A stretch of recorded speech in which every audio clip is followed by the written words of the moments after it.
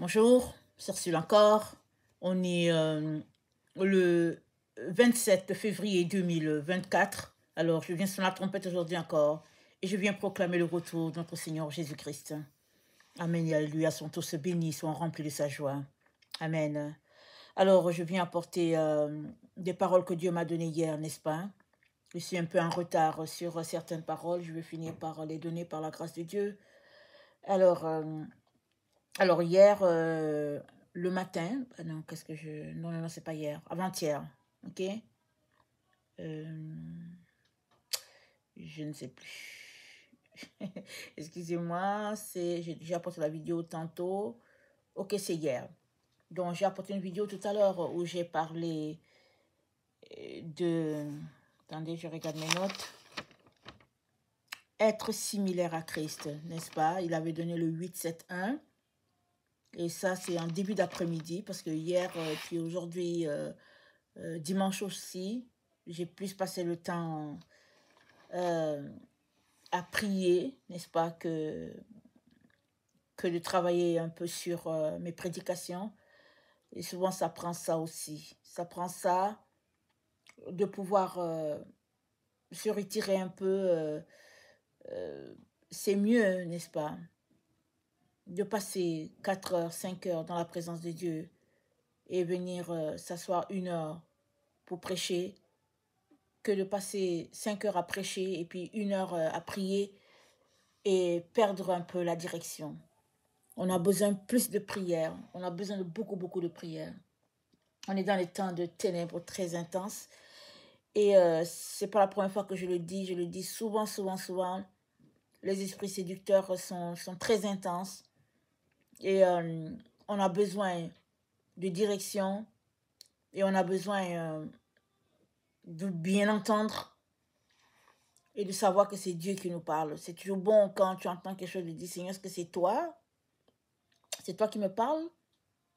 Et souvent, tu vas entendre et puis tu vas courir avec. Ou bien souvent, tu vas entendre, tu vas dire que c'est toi qui me parles et puis c'est comme, oui, c'est moi. Mais tu attends encore. Tu poses encore la question. Et le Seigneur va finir par te répondre. Amen, il va finir par te répondre. Ces derniers temps, j'étais un peu troublée. Ça m'est arrivé souvent, ok? Ça m'est arrivé souvent où je suis en train de prier et le Seigneur me dit, regarde dans telle direction. Je suis en train de prier et puis le Seigneur me dit, n'ouvre pas la bouche. Il n'ouvre pas la bouche, prie dans ton cœur. Parce que regarde dans telle direction. Et puis, souvent, il y a un indésirable qui est là, qui est venu pour écouter. Et pourquoi je dis que c'est troublant, c'est que souvent, en tant qu'enfant de Dieu qui est en train d'apprendre les choses de Dieu, tu peux t'arrêter et dire, comment est-ce possible, Seigneur, que je sois dans ta présence et puis l'ennemi aussi soit là? Seigneur, comment est-ce possible? Comment il fait pour être là alors que moi je suis là dans ta présence? Mais si nous lisons le livre de Job, nous comprenons très bien que c'est dit, les enfants de Dieu sont venus devant Dieu, l'adversaire aussi est venu. C'est dit, Jésus-Christ a jeûné. Dès qu'il a fini de jeûner, il a eu faim. Satan est venu le tenter. On peut s'arrêter pour dire, mais comment est-ce possible ces choses? Mais ce sont des choses qu'on ne peut pas comprendre.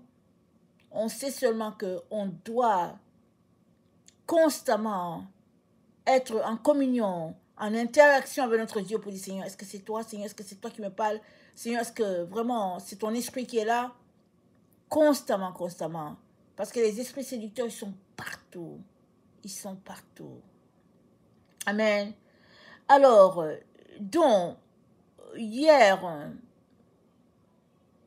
le matin, amen, le Seigneur m'a donné le 1468. Je ne sais plus ce qui était venu avant cela, je ne me rappelle plus. Mais il m'a donné le 1468. Et le 1468, ça veut dire la maîtrise de soi. Amen, la maîtrise de soi.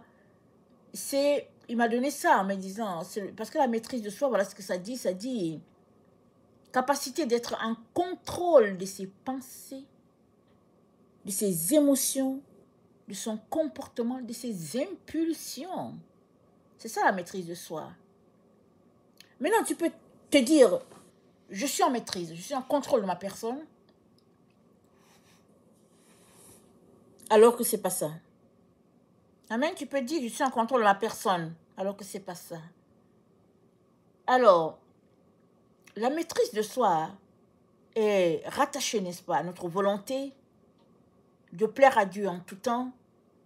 C'est rattaché à notre volonté de lui obéir, mais aussi il y a une donnée qui est là, qui est la séduction. Amen. Souvent, ça peut être que c'est le temps où tu dois être tenté, parce que le Seigneur veut exposer quelque chose, ou bien te délivrer de quelque chose. Amen. Souvent, c'est ça. Souvent aussi, c'est tout simplement que tu allais écouter quelque chose que tu ne devais pas écouter, et puis les esprits séducteurs ont été échauffés. Souvent, c'est le fait que tu as écouté une musique, et tu ne devais pas écouter, même si c'est une musique chrétienne, et les esprits séducteurs se sont manifestés. C'est le temps où on doit faire très très attention. Amen. Il y a tellement de musique chrétienne, des louanges de Dieu, tellement bien, amen, que je choisis tout simplement de ne plus écouter. Parce que quand tu regardes les gens qui la portent, leur tenue, la façon qu'ils sont, tu regardes la louange, tu regardes, tu dis non, je préfère ne pas, jusqu'à ce que peut-être la même chanson, quelqu'un qui est dans une attitude craintive envers Dieu apporte la chanson et puis tu peux l'écouter. Parce que les esprits sont échauffés, amen, un peu partout sur la terre. C'est le temps où ils se manifestent, n'est-ce pas, de façon intense. Il est donc très très important qu'en tant qu'enfant de Dieu, tu puisses aussi non seulement les détecter, mais tu puisses te maîtriser toi au niveau de tes émotions. Voilà ce que le Seigneur demande. Alors, donc, j'ai apporté la vidéo de tout à l'heure avant celle-ci. Et pourtant, il m'a donné celle-ci avant. J'ai apporté la vidéo tout à l'heure parce qu'elle parle de Christ, n'est-ce pas, qui est le modèle. Alors, si Christ est le modèle ou ton modèle, alors tu vas tout faire pour te maîtriser dans les différents domaines parce que tu veux imiter le modèle. Amen. Voilà pourquoi j'ai apporté cette vidéo-là avant celle-ci. Pour présenter Christ le modèle. Notre Seigneur, notre Sauveur. C'est lui qui est tout. Et la maîtrise de soi, comme je l'ai dit, c'est un acte qui marche avec ta volonté, mais c'est aussi un acte qui requiert, n'est-ce pas, beaucoup de dépendance vis-à-vis de ton Seigneur. Amen. Tu as besoin de dépendre de Jésus, ou bien dépendre, voilà, tu as besoin d'être dépendant de Christ pour pouvoir toujours te contenir, ou bien t'abstenir, au lieu d'aller dans une direction, c'est de te retenir pour ne pas aller là. Et très souvent, c'est quand tu passes ton temps à écouter qu'il va te dire ne va pas dans telle direction, c'est pas bien pour toi. Et puis ici maintenant, tu n'as pas bien entendu, c'est un père, il tend sa houlette, il te ramène pour te dire prends cette direction. C'est ça que notre Seigneur est. Amen. Alors, donc il a donné le 1468, ça veut dire la maîtrise de soi, la capacité d'être en contrôle de ses pensées, de ses émotions, de son comportement, de ses impulsions. Amen. Et c'est dit, c'est d'avoir la puissance au-dessus de tout ce qui t'accable. Amen. C'est d'avoir la puissance. Et puis quand je parle de puissance, ce n'est pas une puissance, une force qui abat quoi que ce soit, qui vient briser le roc. Non, non, non. C'est d'avoir le contrôle, d'être au-dessus de la situation. Exemple, tu es là et puis quelqu'un te donne une gifle. Alors quelqu'un qui a une maîtrise de soi, il va serrer les mâchoires et laisser aller, même si les gens sont là disant, hey, tu laisses ça tomber, tu laisses ça tomber. Et puis quelqu'un qui n'a pas la maîtrise de soi va juste dire, ok, il m'a frappé, je le frappe aussi. Et souvent la maîtrise de soi demande que la situation est telle que tu es prêt à rétorquer. La maîtrise de soi demande que tu ne dises rien et que tu gardes le silence devant Dieu et que tu pleures devant lui pour dire Seigneur au secours. Et la maîtrise de soi, n'est-ce pas, hein, c'est un fruit de l'esprit. Ça fait partie des choses qu'un enfant de Dieu doit développer. Et cela demande de ton temps. Pourquoi? Parce que la maîtrise de soi ne vient pas comme ça. Elle se travaille, elle se pratique. Comme l'apôtre Paul nous a dit, de travailler à notre salut avec crainte et tremblement. La maîtrise de soi, c'est le fait que tu peux faire la chose autrement, tout gâter, mais tu choisis de ne pas le faire afin que la gloire soit à ton Dieu, si on peut l'expliquer comme ça. Dans le Proverbe 25, le verset 28, voilà ce qu'il dit, le Proverbe 25. Le verset 28, c'est dit,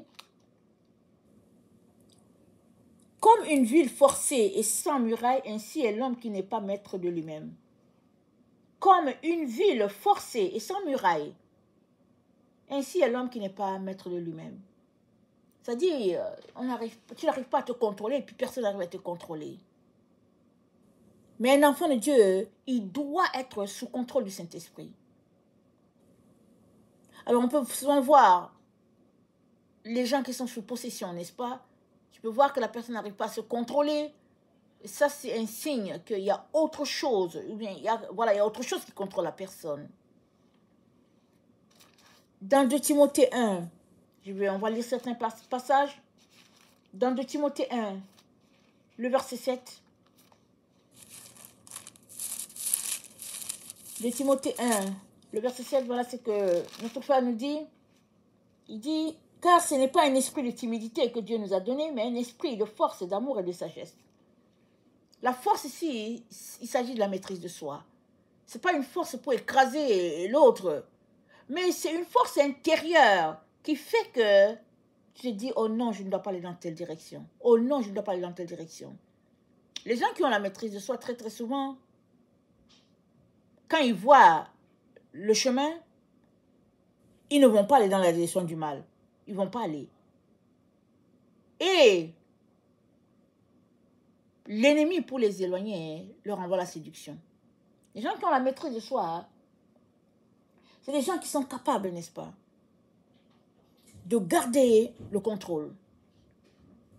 Et ce que l'ennemi a pour ces gens-là, c'est de les détourner par la séduction, par toutes sortes de situations qui les feraient tomber.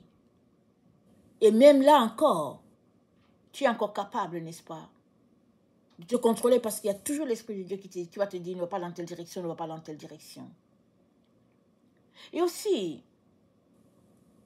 quand les esprits séducteurs sont là, qu'ils viennent, tu peux t'arrêter pour dire, mais Seigneur, pourquoi tu permets tout cela? Tu peux t'arrêter pour dire, Seigneur, mais je ne sais pas pourquoi c'est là et tout.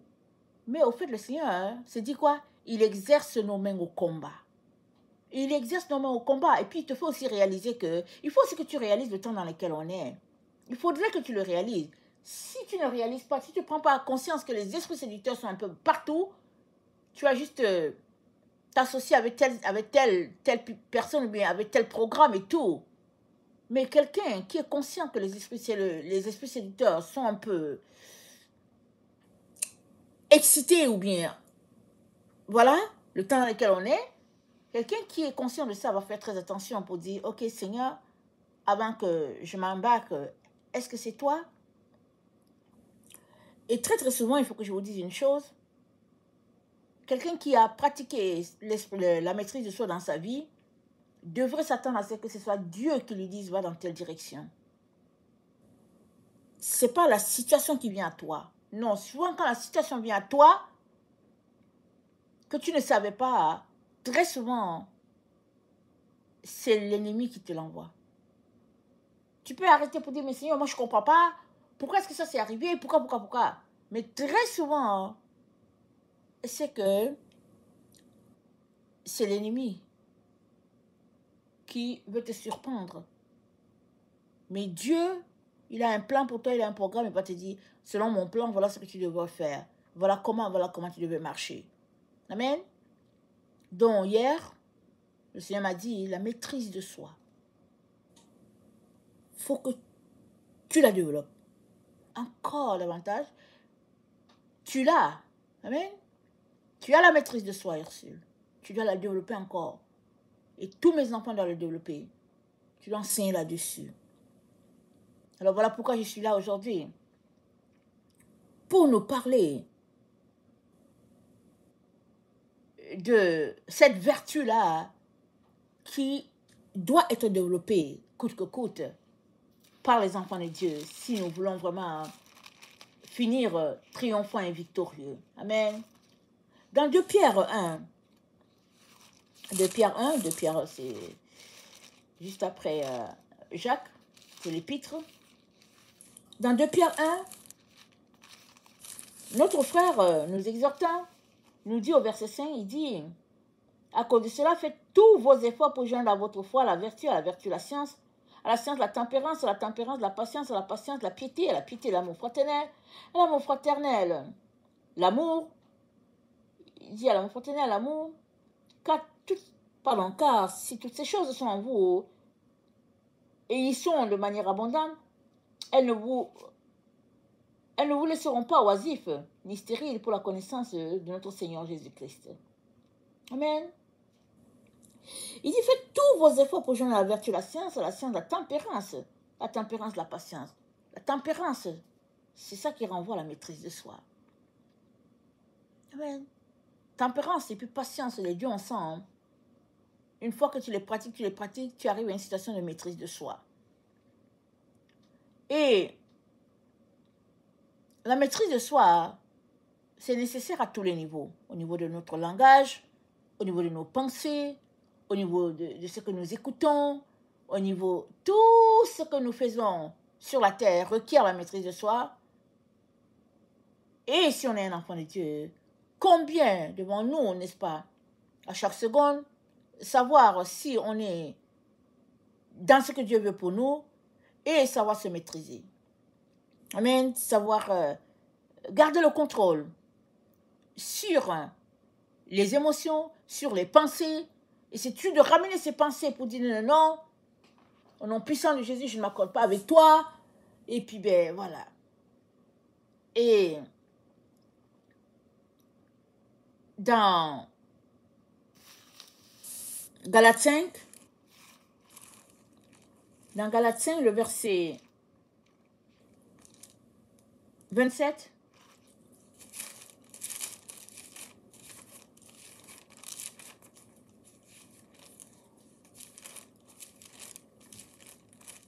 dans Galates 5, le verset 27, excusez-moi. Voilà ce qui est dit. Je suis dans Galates 5, excusez-moi, le verset 22. Galates 5, le verset 22, ça dit, mais le fruit de l'esprit, c'est l'amour, la joie, la paix, la patience, la bonté, la fidélité, la douceur, la tempérance. La loi n'est pas contre ces choses-là. Ceux qui sont en Jésus-Christ ont crucifié la chair avec ses passions et ses désirs. C'est dit qu'on l'a crucifié. Mais est-ce que ça veut dire que ça ne vient plus? Ça peut venir. Ça peut venir des désirs qu'on a et puis ça vient. Mais c'est dit, tu as crucifié. Donc s'il y a un désir qui te vient de t'asseoir et puis manger un sac de bonbons, tu dis, ça a été crucifié. Donc voilà, Seigneur, bon, j'aimerais manger un sac de bonbons. Alors, peut-être la meilleure façon d'en venir à bout, c'est de dire je ne mange pas du tout de bonbons parce que je ne pourrais pas me contrôler, ou bien c'est dire ok, je vais prendre un seul et puis le reste, allez, je mets ça à la poubelle. Exemple. Parce que la maîtrise de soi, c'est du pratico-pratique. C'est-à-dire, c'est des actions que tu poses pour t'abstenir d'aller dans une telle direction, contraire à ce que l'esprit veut pour toi. Et à force de t'abstenir, tu finis par acquérir cette vertu-là, mais c'est une vertu que tu pourrais perdre. Si tu as développé la maîtrise de soi et que tu arrêtes de la développer, tu pourrais la perdre. Et c'est un acte volontaire. Vous voyez, en sport, par exemple, on a parlé de sport tantôt, là, en vidéo de tout à l'heure, des gens qui sont les athlètes, par exemple, ils vont faire toujours les mêmes exercices.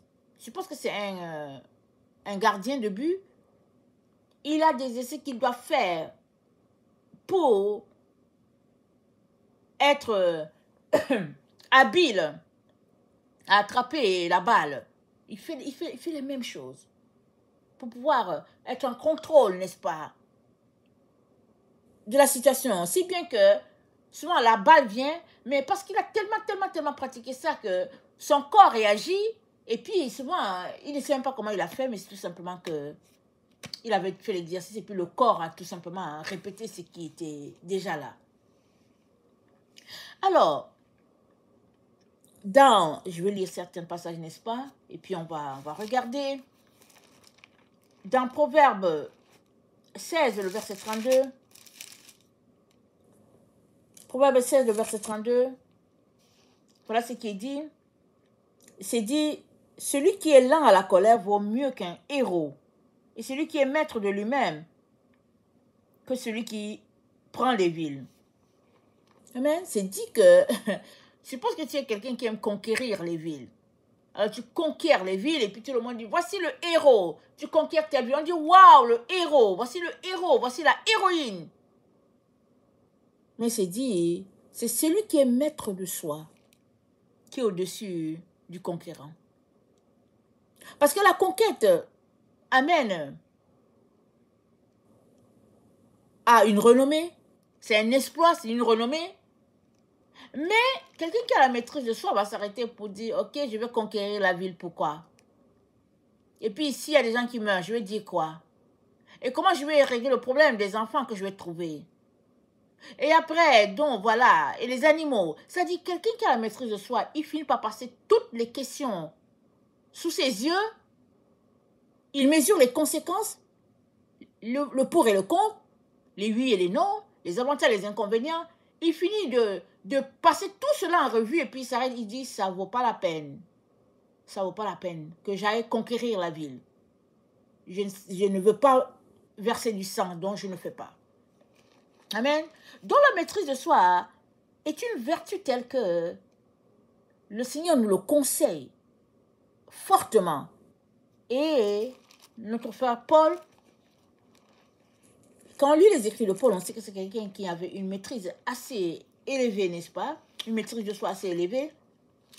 Et dans 1 Corinthiens 9, le verset 27, voilà ce qu'il dit. 1 Corinthiens 9, le verset 27, il dit, « Mais je traite durement mon corps et je le tiens assujetti, de peur d'être moi-même rejeté après avoir prêché aux autres. Je traite durement mon corps. » Il fait violence à son corps. Et la manière de traiter durement le corps, c'est souvent de le garder souvent dans un état de jeûne. Souvent, c'est le fait de t'asseoir quelque part pour dire, ok, moi je m'assois là pendant 15 minutes, juste à réfléchir sur moi-même, sur mes faiblesses. Et puis, tous les jours. Et ça fait que tu deviens en contrôle. C'est des exercices. Et souvent, c'est au niveau de la pensée. Tu t'arrêtes, tu te dis, bon, non, cette pensée n'est pas de Dieu, je la refuse. Et les gens qui pratiquent la maîtrise de soi ont des choses qu'ils font, des choses qu'elles font et des choses qu'elles ne font pas. Par exemple, il y a des gens qui vont dire, moi, je ne veux pas regarder la télévision parce que je ne veux pas les idées qui me viennent d'ailleurs. S'il y a une nouvelle, le Seigneur va me le communiquer. Ou bien s'il y a une nouvelle, je vais le regarder dans le journal. Mais je ne veux pas me presser d'agir. Donc la maîtrise de soi nous donne toujours d'être calme, de savoir qu'il y a toujours le temps pour prendre une décision. Quelqu'un qui n'a pas la maîtrise de soi va dire, ok, voilà la situation, allons-y, allez, let's go, et puis voilà, voilà, voilà. Alors que si Dieu t'a donné l'information, c'est pas pour que tu décides. Peut-être c'est juste pour que tu pries. Peut-être aussi c'est juste que tu sois informé. Et que tu saches que, ah tiens, voilà ce qui se passe. Job 31, c'est la partie que j'aimerais vraiment qu'on s'arrête là-dessus. Job 31, ah, c'est ce que Job a dit. Job 31, le verset 1, il a dit, j'avais fait un pacte avec mes yeux et je n'aurais pas arrêté mes regards sur une vierge. Job a fait un pacte avec ses yeux. Il dit, je ne vais pas regarder une autre femme. C'est lui qui a fait le pacte. Pourquoi c'est important? Tu dois faire un pacte toi-même avec les différents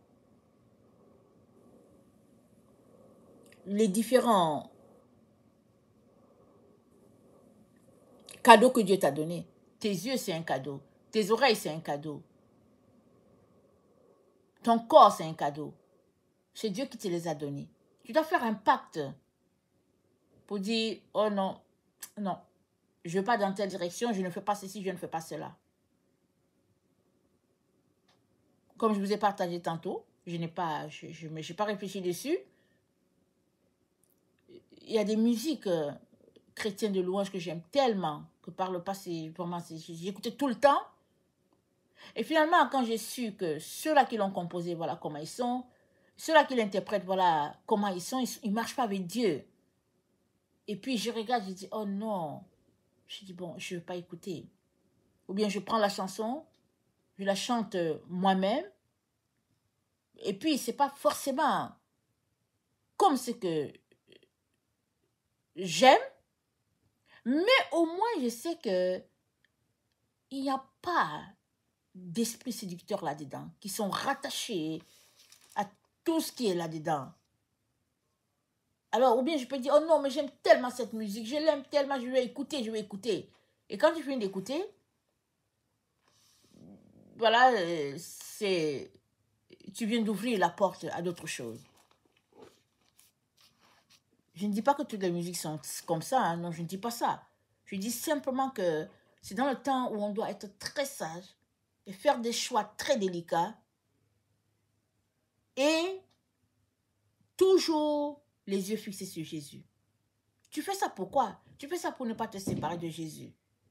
Alors, tu fais attention pour ne pas tomber dans les pièges.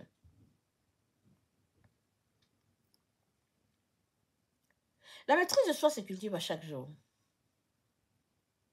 Elle peut se perdre. Tu peux la perdre. Et la prière est qu'une fois que tu te rends compte que tu es en train d'aller dans une direction qui n'est pas Dieu, reviens rapidement. Reviens. Ne reste pas là en disant, oh non, mais bon, les cul-de-sac, quand on conduit, quand le GPS, ou bien tu arrives là, tu dis, tiens, je suis à un cul-de-sac, qu'est-ce que tu fais? Tu ne fonces pas le mur qui est là. Tu ne fonces pas. Il y a une certaine, on sait tous le temps où il y a une certaine maladie qui a frappé la terre et c'était compliqué, n'est-ce pas? On était là et puis on se tournait, on se disait mais c'est quoi et tout. Mais il fut un temps, n'est-ce pas, dans cet engrenage-là où, bon, avec toutes les mesures qui étaient en place et tout, le Seigneur m'a donné un rêve. Dans le rêve, j'étais en train de marcher, je marchais avec mes enfants, on marchait, on est arrivé, c'était un mur de béton, vraiment. On voulait traverser l'autre côté. On voyait qu'on devait passer l'autre côté, on voyait bien notre passage, on voulait aller là-bas. Mais le béton était tel que on ne pouvait pas passer. Et là, alors qu'on voulait passer, on voyait, il y avait l'adversaire qui était là. Il était au niveau des murs de béton. On voyait bien l'adversaire. Et on se regardait, on dit, mais comment on va faire? Comment on va faire? Et ça, je vous dis, c'était dans un rêve. On était là, c'était un cul-de-sac. C'était un cul-de-sac. Je sors de ce rêve, je dis, Seigneur, c'est quoi ça encore? Mais, dans le même rêve, le Seigneur nous avait montré le passage. L'endroit où on devait être, il nous a montré. Mais maintenant, c'était de savoir, mais comment arriver? Et quand on regardait au niveau de l'espace, c'est-à-dire au-dessus du béton, ce n'était que la forêt. Et le Seigneur nous a donné ce rêve-là. Pourquoi? Il était en train de dire aussi, en tout cas, il faut qu'une solution soit trouvée. C'est-à-dire, vraiment, barricade partout. Et j'étais contente quand j'étais en train de lire le témoignage d'une femme qui partageait son témoignage. Ça ressemblait un peu au mien. Et puis, j'ai juste souri parce qu'elle disait qu'elle s'est retrouvée dans un carrefour et elle ne savait quoi faire. Et puis, il y avait les gens embarqués quelque part. Elle a aussi embarqué. Et finalement, elle embarque et puis elle arrive. Ça tourne, ça revient au même endroit. Et finalement, elle sort du rêve. Elle dit, Seigneur, c'est quoi ça? Mais le Seigneur était en train d'indiquer quelque chose de profond. Le Seigneur est en train de dire, voilà où la terre est dans cette situation de cul-de-sac. Et pourtant, l'enfant de Dieu qui cherche Dieu a besoin de trouver son chemin. La maîtrise de soi, c'est ce qui va te donner d'être calme dans des situations comme ça, de chercher la face de Dieu, de dire, Seigneur, c'est par où? D'attendre. Parce que quand on est dans une situation comme ça, beaucoup de solutions nous viennent. Puisque l'ennemi veut nous conduire dans une direction loin de celle de Dieu. Mais c'est la maîtrise de soi qui va te donner de t'arrêter pour dire, c'est mieux de passer 10 heures à chercher la face de Dieu que de courir tout de suite. C'est mieux de rester là jusqu'à ce que Dieu me parle et je vais bouger. Et c'est ça que nous avons besoin dans le temps dans lequel nous sommes. Attendre que Dieu nous parle. Attendre. Ça, c'est l'une des raisons qui fait que j'ai augmenté mon temps de prière. J'ai vraiment augmenté mon temps de prière parce que j'ai dit, Seigneur,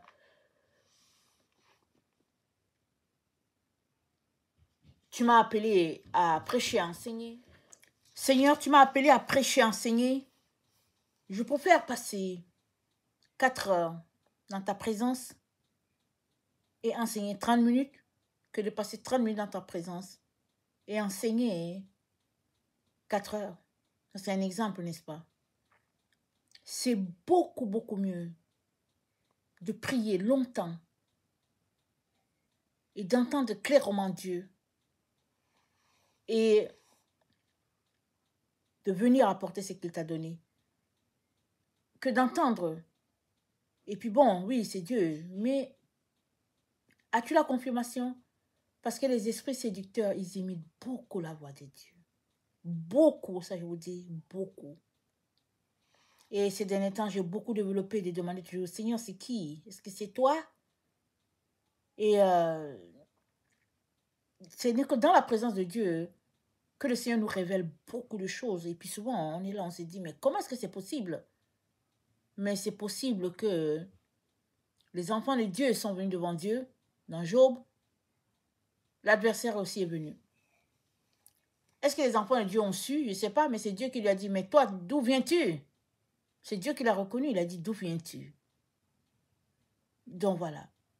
C'est que Dieu qui peut le reconnaître et te dire, tiens, fais attention. Voilà ce qui se passe.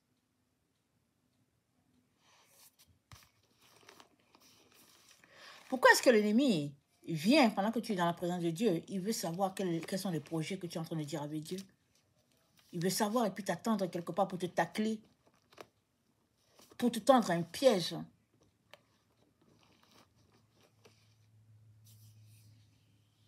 Parce que c'est l'enfant de Dieu qui a les informations avec son père. L'ennemi n'a pas d'informations. Il cherche des informations te concernant. Il va les fouiner dans ta vie pour avoir les informations afin de te tendre les pièges et te faire tomber. Parce que les choses cachées sont à l'Éternel, les choses révélées sont à Dieu, sont aux enfants de Dieu. Et Dieu révèle les choses à ses enfants. Et l'adversaire, ce qu'il fait, il vient les voler.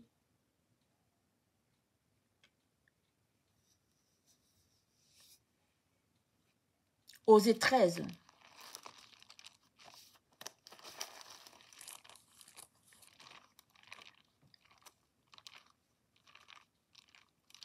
Osée 13. Excusez-moi. Osée, c'est juste après Daniel. Voilà ce que l'Éternel dit, Osée 13, le verset 5 à 6. Je t'ai connu dans le désert, dans une terre aride. Ils se sont rassasiés dans leur pâturage.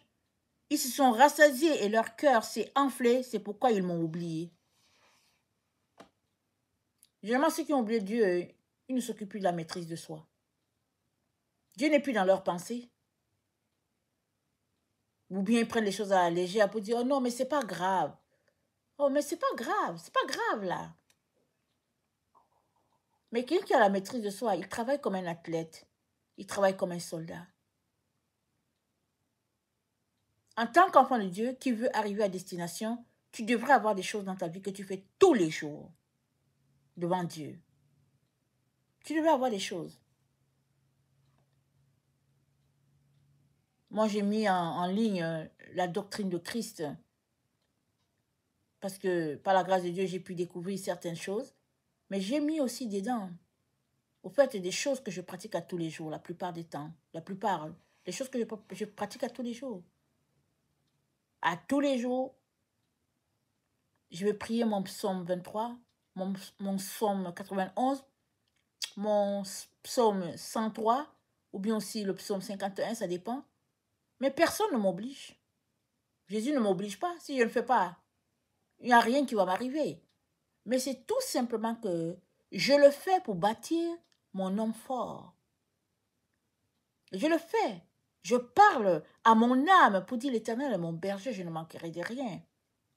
Quand il arrive que je suis dans une situation où j'ai un besoin, je sais que l'Éternel est mon berger. Je me rappelle, mon âme, mon esprit sait que l'Éternel est mon berger, je ne manquerai de rien. Tu n'es pas obligé de les faire. Tu peux prendre un autre psaume pour dire, moi, ce sera ce psaume-là que je vais faire. Mais pour quelqu'un qui va aller loin, il doit avoir quelque chose que tu fais à tous les jours comme un soldat. Par exemple, tu dois lire ta Bible à tous les jours. Il y a des choses qui sont cachées dans la Bible. Et il n'y a que l'Esprit de Dieu qui va te les révéler. Et pour ceux qui prient en langue, c'est bien de prier en langue à tous les jours. Tu peux te fixer que je vais prier tous les jours en langue 30 minutes, je vais prier tous les jours en langue 1 heure. Parce qu'au fait, celui qui prie en langue, tu ne sais pas ce que tu pries. Mais le Saint-Esprit interprète et puis il te donne ce que tu es en train de prier. C'est ça la partie la plus intéressante avec le parler en langue. C'est que tu es là, tu pries, tu ne sais pas ce que tu pries. Et l'Esprit de Dieu te donne ce que tu pries en français. Tu dis, ah ok, c'est ça c'est tellement extraordinaire. Mais souvent, hein, c'est un don qui est là, qui dort dans plusieurs personnes. Il y a des gens qui ont ça, ils le gardent là. Mais si tu n'as pas le don du parler en langue, c'est pas plus grave. C'est-à-dire que ça va pas te conduire en enfer, séparé de Dieu. Non, c'est pas ça. C'est un don. Non, il y a des gens qui l'ont, il y a des gens qui ne l'ont pas. Il y a des gens qui ont le don de guérison, d'autres qui n'ont pas. Il y a des gens qui ont le don de prophétie, d'autres ne l'ont pas. Mais si tu demandes à Dieu que tu aimerais l'avoir, Dieu va te le donner au moment opportun, il va te le donner. Mais tout ce que je suis en train de dire, c'est que dans une marche de maîtrise de soi, il y a des choses qu'on fait, il y a d'autres qu'on ne fait pas. D'autres on ne fait pas. Il y a des choses, par exemple, un enfant de Dieu, quelqu'un peut dire, ok, moi, je n'ai pas de problème, quand je mange, j'aime prendre du vin à tous les repas. Oh. Mais quelqu'un qui sait qu'il doit prier à tous les jours, qu'il doit passer tant nombre d'heures de prière, qu'il doit se réveiller à telle heure pour prier et qu'il doit s'occuper de ses enfants, il doit faire ceci, ben, il va réfléchir plusieurs fois avant de dire, non, le vin, non, je ne veux pas. Je préfère boire mon eau et puis bon, voilà, c'est tout. parce qu'il a un programme. Mais quelqu'un qui sait que s'il mange du chocolat noir, ça l'excite, alors que lui, c'est qu'il doit se coucher à telle heure parce qu'il doit rencontrer Dieu, ben, il ne va pas manger le chocolat. Mais bon, non, mais c'est juste pour faire plaisir à l'autre. Non, on n'est plus dans la dynamique de faire plaisir à quelqu'un d'autre. La seule personne à qui tu devrais faire plaisir, c'est ton Seigneur Jésus. Donc, tout ce que tu fais, c'est de t'assurer que Jésus-Christ est là et que le Saint-Esprit n'est pas offensé et le Saint-Esprit te conduira jusqu'à destination. Amen. Donc, oublier Dieu, amen, c'est un peu une conséquence, ou bien ça apporte avec soi le manque de maîtrise de soi. Si on l'avait, on le perd en même temps. Parce qu'au fait, oublier Dieu, c'est d'essayer de le mettre de côté.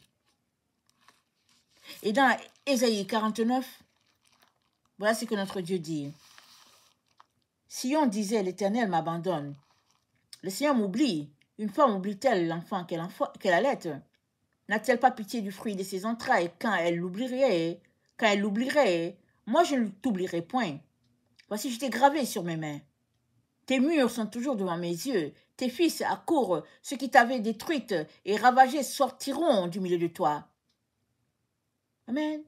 Voici, je t'ai gravé sur mes mains. Tes murs sont toujours devant mes yeux. Dieu t'a gravé. Tu es inscrit sur la main de Dieu. Alléluia et Amen. Waouh! Mais est-ce que toi aussi tu as gravé Dieu sur tes mains? Là, tu gravais sur tes frontaux, entre tes deux frontaux, là, tu gravais.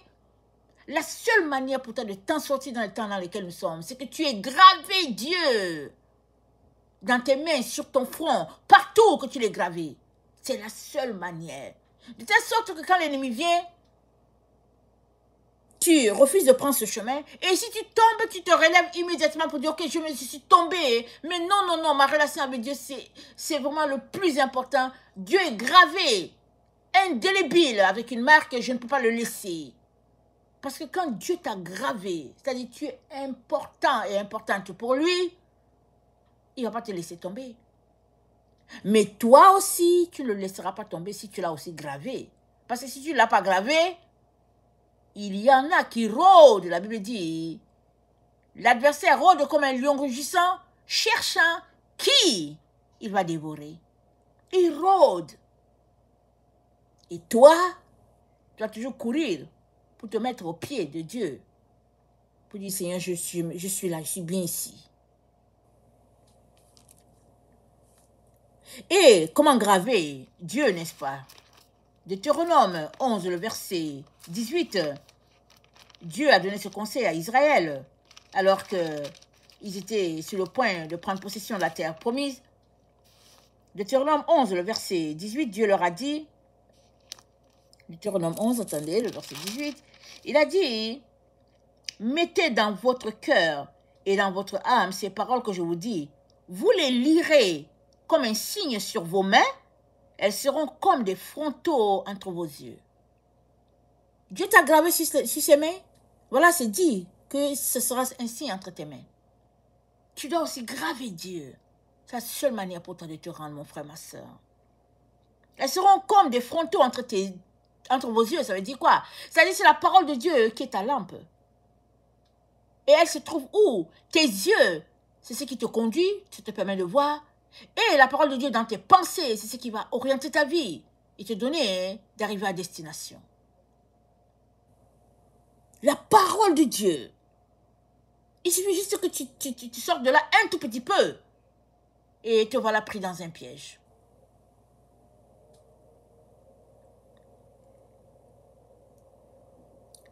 Deutéronome 4, le verset 15.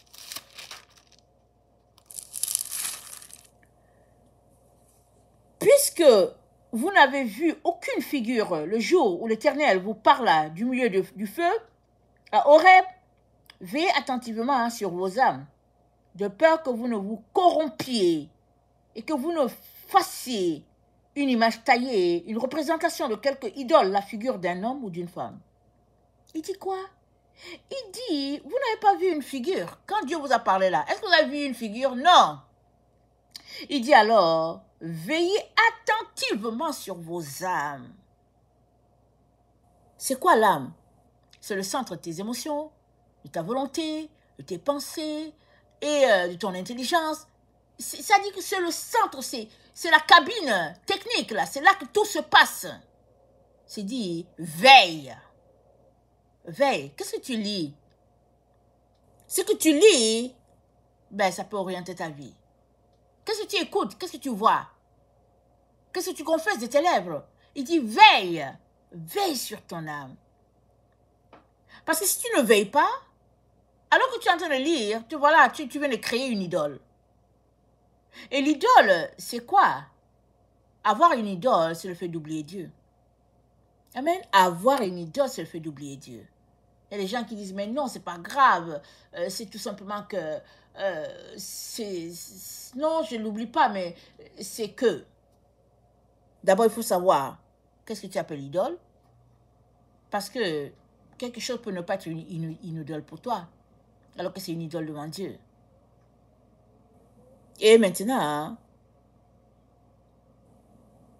une fois que l'idole est identifiée, il faut s'en débarrasser.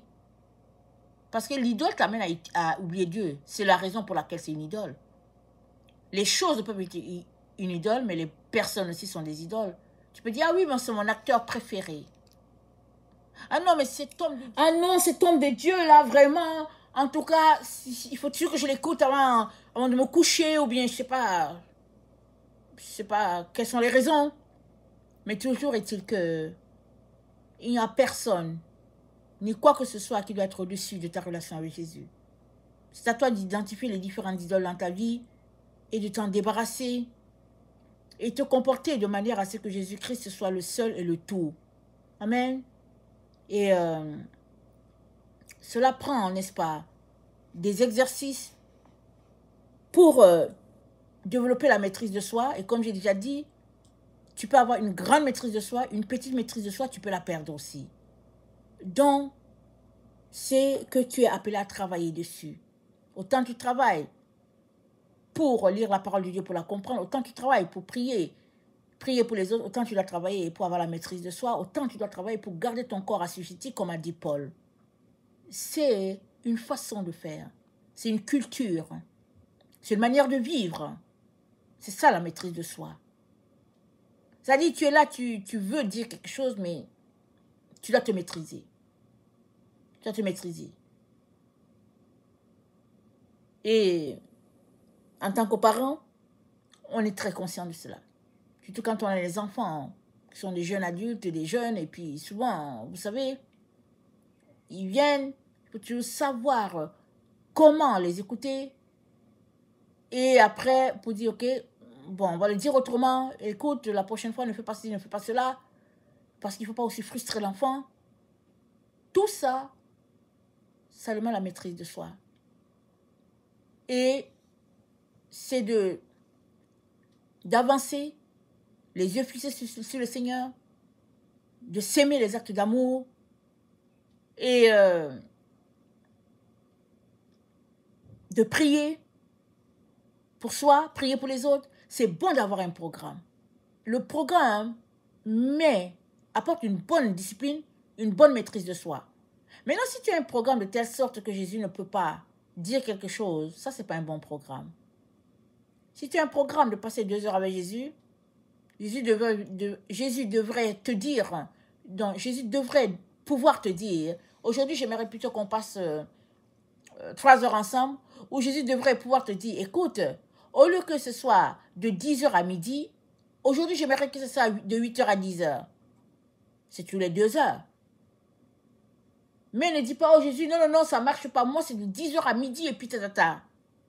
Non. Jésus devrait être en contrôle de ta vie. Donc la maîtrise de soi n'exclut pas que Jésus vienne changer les choses par son esprit. Tu dois laisser l'esprit se mouvoir. Tu dois laisser toute la place au Saint-Esprit. C'est ça. Quand le Saint-Esprit n'a pas de place, ben, on ne parle pas de maîtrise de soi, on parle de contrôle de la personne. Il y a des églises où il n'y a pas de place pour le Saint-Esprit. Les gens viennent, ils parlent d'eux-mêmes et puis de leur programme et puis c'est tout. Et c'est ça qui est triste. Parce que l'église de Jésus-Christ, c'est une église dirigée par le Saint-Esprit, sous contrôle du Saint-Esprit. Et nous sommes les enfants de Dieu, créés à son image, remplis de son esprit, à différents degrés. Et là où l'esprit est, amen, la liberté en Christ est. Et là où l'esprit de Dieu est, la maîtrise de soi est. Ce n'est pas possible d'avoir l'esprit de Dieu, de ne pas avoir une maîtrise de soi, de se laisser aller pour dire, ok, j'ai le Saint-Esprit, je fais ceci, je fais cela. Ça ne marche pas. Ça ne marche pas. Jeûner, ça aide beaucoup pour la maîtrise de soi, je reviens là-dessus. En tout cas, moi, ce sont des exercices qui m'aident beaucoup. Tu n'es pas obligé. Mais il faudrait que tu trouves une stratégie par l'Esprit Saint pour pouvoir grandir dans la maîtrise de soi. Parce que c'est en ça qu'on reconnaît la femme de Dieu et l'homme de Dieu. Que le Seigneur bénisse sa parole. Maranatha, Jésus revient. Amen. Alléluia, sont tous bénis. Amen et amen.